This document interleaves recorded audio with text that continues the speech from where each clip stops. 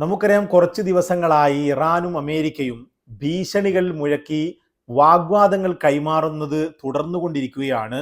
അതുപോലെ തന്നെ അമേരിക്കൻ വിമാനവാഹിനി കപ്പൽ മിഡിൽ ഈസ്റ്റിൽ തുടർന്നുകൊണ്ടും ഇരിക്കുകയാണ്. ഇതിനിടക്ക് വരുന്ന ഏറ്റവും പ്രധാനപ്പെട്ട ഒരു വാർത്ത എന്ന് പറയുന്നത്, അമേരിക്കൻ സൈനിക വക്താവ് പറയുന്നത്, അമേരിക്കൻ വിമാനവാഹിനി കപ്പലായ USS എബ്രഹാം ലിങ്കണ് നേരെ ഒരു ഇറാന്റെ ഡ്രോണ്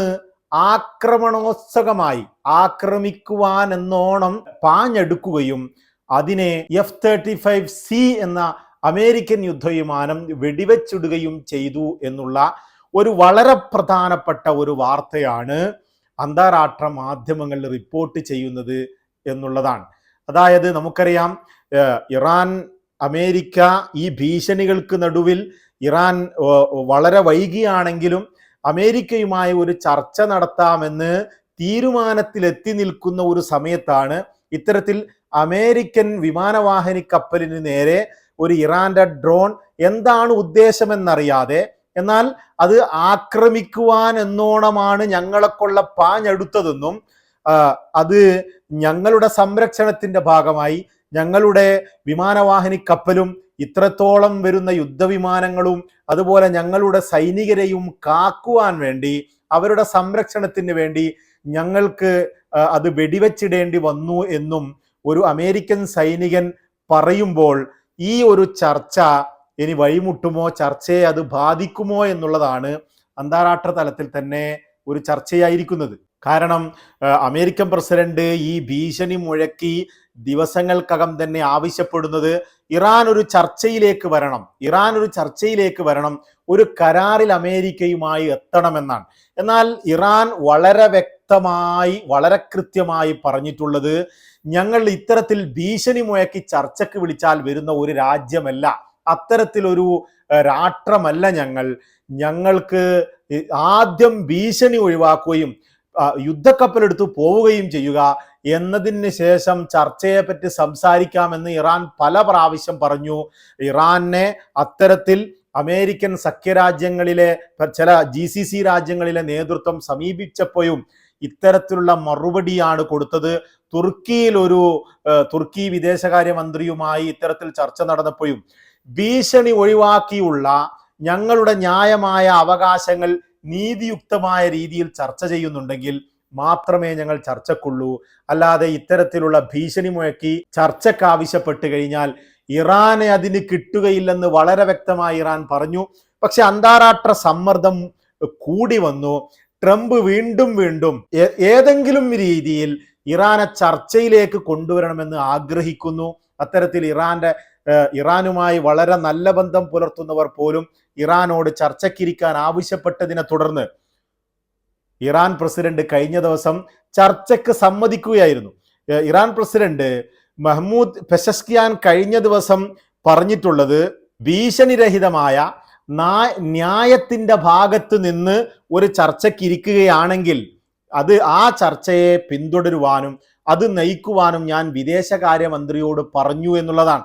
അതും എത്തരത്തിൽ തന്നെ ഞങ്ങളുടെ അന്തസ്സിനെയും വിവേകവും ഐചിത്യവും എന്നിവയുടെ തത്വങ്ങളിൽ ഉറച്ചു നിന്നുകൊണ്ടുള്ള നീതിയുക്തവും തുല്യ അവകാശങ്ങൾ വകവെച്ചുകൊണ്ടുള്ള ഒരു ചർച്ചയാണെങ്കിൽ മാത്രം പിന്തുടരാനാണ് ഞാൻ വിദേശകാര്യമന്ത്രിയോട് പറഞ്ഞത്. അത് മാത്രവുമല്ല, നമ്മുടെ ദേശീയ താല്പര്യങ്ങളുടെ ചട്ടക്കൂടിനുള്ളിൽ നിന്നുകൊണ്ട് മാത്രമായിരിക്കണം ചർച്ചയെ നയിക്കേണ്ടതെന്നും അദ്ദേഹം സോഷ്യൽ മീഡിയയിൽ വളരെ വ്യക്തമായി പറഞ്ഞു എന്നുള്ളതാണ്.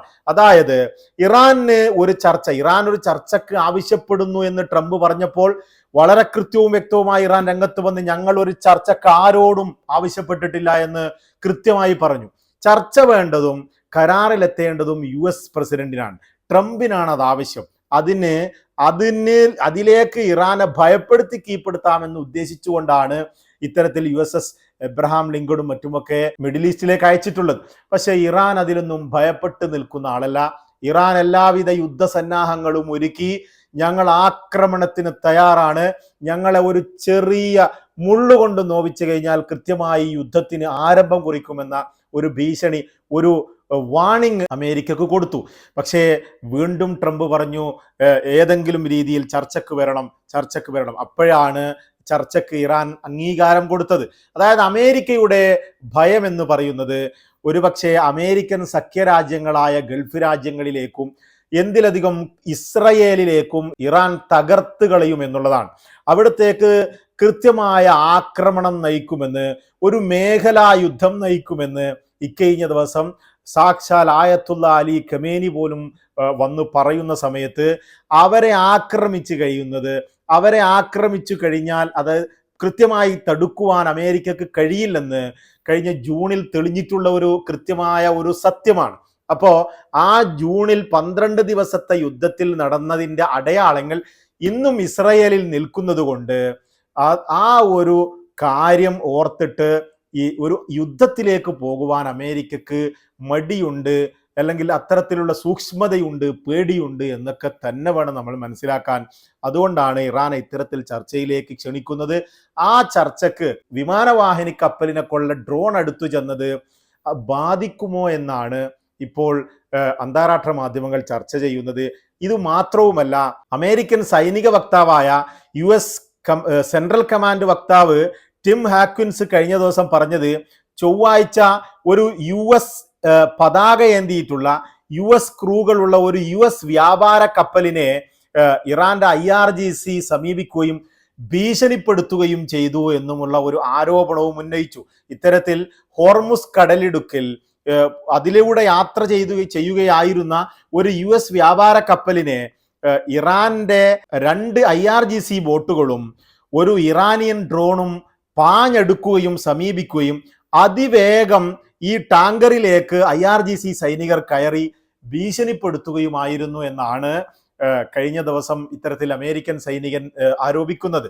ഇതൊക്കെയും അമേരിക്കയെ പ്രകോപിപ്പിക്കാതെ മുന്നോട്ട് പോകുന്നത് എന്താണെന്ന്, ഭയമാണോ എന്താണെന്ന് നമ്മൾ നേരത്തെ പറഞ്ഞ ഭയം തന്നെ ആയിരിക്കാം ഇത്തരത്തിൽ ഈ വിഷയങ്ങളൊക്കെ ഇറാൻ ചെയ്തിട്ടും പ്രകോപിപ്പിക്കാത്തത് എന്ന് തന്നെ വേണം മനസ്സിലാക്കാൻ. ഇറാൻ രണ്ടും കൽപ്പിച്ചാണ്.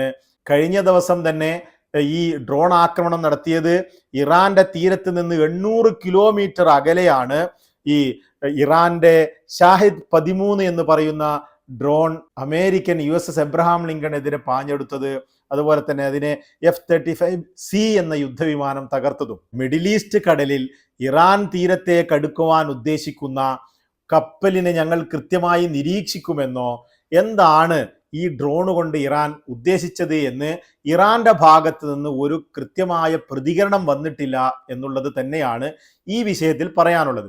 മറ്റേ വ്യാപാര കപ്പലിന്റെ വിഷയത്തിൽ ഇറാൻ വാർത്താ ചാനലായ ദേശീയ ചാനൽ പിന്നീട് അത്തരത്തിൽ ഞങ്ങളുടെ ജലാശയത്തിലേക്ക് അനുമതിയില്ലാതെ ഒരു കപ്പൽ കയറിയത് കൊണ്ടാണ് IRGC സൈന്യം അവർക്കുള്ള അടുക്കുകയും ഭീഷണിപ്പെടുത്തുകയും പരിശോധിക്കുകയും ഒക്കെ ചെയ്തത് എന്ന ഒരു വാദം പിന്നീട് പറഞ്ഞു. പക്ഷേ US സൈനിക വക്താവ് പറയുന്നത് കൃത്യമായ അനുമതി തേടിയെന്നും എല്ലാം അനുമതിയും എടുത്തതിന് ശേഷമാണ് ഹോർമുസ് കടലിടുക്കിലൂടെ പോയത് എന്നും US സൈനിക വക്താവ് പറയുന്നു. ഏതായാലും ഇറാന്റെ ഭാഗത്ത് നിന്ന് കൃത്യമായ നിരീക്ഷണം ഈ അമേരിക്കൻ സൈനികരെ നടത്തുന്നുണ്ട് എന്നാണ് ഇതിൽ നിന്നൊക്കെ നമുക്ക് വ്യക്തമാവുന്നത്. അടുത്ത വെള്ളിയാഴ്ചയാണ് ഈ അമേരിക്കയും US തമ്മിലുള്ള കരാർ ചർച്ചകൾ ആരംഭിക്കുന്നത് എന്ന വാർത്തയും അന്താരാഷ്ട്ര മാധ്യമങ്ങളിലുണ്ട്. പക്ഷേ എവിടെ നിന്നാണെന്ന് കൃത്യമായ സ്ഥലം ഇതുവരെയും വ്യക്തമാക്കിയിട്ടില്ല എന്നാണ് അന്താരാഷ്ട്ര മാധ്യമങ്ങൾ റിപ്പോർട്ട് ചെയ്യുന്നത്. ഒരു പക്ഷേ തുർക്കിയിലായിരിക്കാൻ സാധ്യതയുണ്ട് എന്നും പറയപ്പെടുന്നു. ഏതായാലും US ഇറാനും തമ്മിലുള്ള ചർച്ചകൾ വിജയിക്കുമോ എന്ന് തന്നെ വേണം നോക്കിക്കാണാൻ. കാരണം ഇറാൻ പറയുന്നത് ആണവ വിഷയത്തിൽ, സൈനിക ആവശ്യത്തിന് ഉപയോഗിക്കുന്ന ആണവ വിഷയത്തിൽ മാത്രമാണ് ഞങ്ങൾ ചർച്ചയ്ക്ക് ഉദ്ദേശിക്കുന്നത്. പക്ഷേ ട്രംപ് ഉദ്ദേശിക്കുന്നത് ഇറാന്റെ മേഖലയിലെ പ്രോക്സി ഗ്രൂപ്പുകളുമായുള്ള ബന്ധങ്ങളും അതുപോലെ മിസൈൽ സംവിധാനം വികസിപ്പിക്കുന്നതും മറ്റു വിഷയങ്ങൾ കൂടി ഉൾക്കൊള്ളിച്ചുകൊണ്ടുള്ള ഒരു ചർച്ചയാണ് ട്രംപ് ഉദ്ദേശിക്കുന്നത്.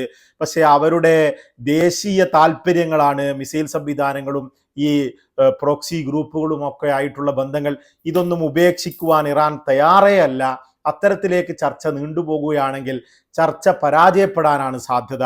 ഇറാൻ സമ്മതിക്കുന്ന ഏക ഒരു വിഷയം സൈനിക ആവശ്യത്തിനുള്ള ആണവായുധം നിർമ്മിക്കുന്നതിൽ നിന്ന് ഇറാൻ വിട്ടുനിൽക്കാം എന്നുള്ളത് മാത്രമായിരിക്കും. അതും സിവിലിയൻ ആവശ്യത്തിന്, സമാധാനപരമായ ആവശ്യത്തിന് ഇറാൻ യുറേനിയം സമ്പുഷ്ടീകരണം നടത്തും എന്നുമാണ് അവരുടെ താല്പര്യം എന്ന് പറയുന്നത്. അത്തരത്തിൽ ഏത് രീതിയിലാണ് ചർച്ച മുന്നോട്ട് പോകുക, ചർച്ച വിജയിക്കുമോ എന്ന് വരും ദിവസങ്ങളിൽ നമുക്ക് നോക്കിക്കാണാം. തൽക്കാലം വിട, വീണ്ടും കാണാം.